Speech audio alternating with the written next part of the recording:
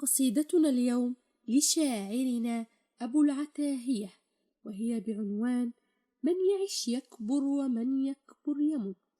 يقول فيها: من يعش يكبر ومن يكبر يمت، والمنايا لا تبالي من أتت. كم وكم قد درجت من قبلنا من قرون وقرون قد مضت. أيها المغرور ما هذا الصبا، لو نهيت النفس عنه لانتهت. أنسيت الموت جهلا والبلا، وسلت نفسك عنه ولهت.